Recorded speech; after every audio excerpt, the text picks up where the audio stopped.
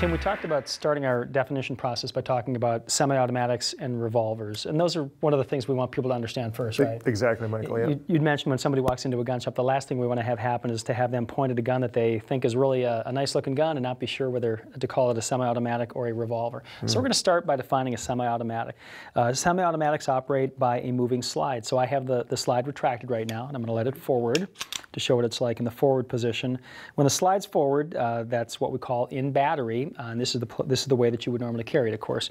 As you know, semi-automatics feed their rounds through a detachable magazine, and we'll talk about this more in a second.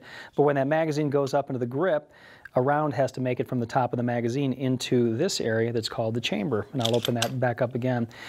So when the gun is in battery, a round's in the chamber, it's ready to fire. When I press the trigger, the gun's going to go bang, the round's going to exit the barrel, and the recoil is going to push the gun back in my hand. And the recoil is going to actually cause that slide to go further back than the frame of the gun. We've got a high-speed video running right now that they'll be able to see that in action.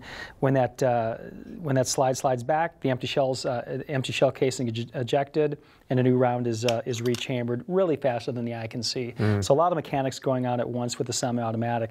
Fantastic guns. Revolvers get their name because, of course, they have a revolving cylinder. Good old Sam Colt came up with this idea while he was on a ship called the Corvo, and he saw the spinning ship's wheel, and he decided that spinning ship's wheel might be a good model to use for a revolving cylinder instead of revolving barrels. That was really the standard before that. Rounds are stored within the cylinder. This is where the chambers are, so this cylinder happens to have 5 chambers. When I close the cylinder and I press the trigger, every time the gun fires and I press the trigger again, of course the cylinder rotates and a new round is brought in alignment with the barrel. So real simple definitions. Remember that when you're looking in the gun case, something that has a slide on top or a moving slide, that's going to be a semi-automatic, and anything with a revolving cylinder is going to be a revolver. Just remember, revolving cylinder, revolver. So real simple definitions.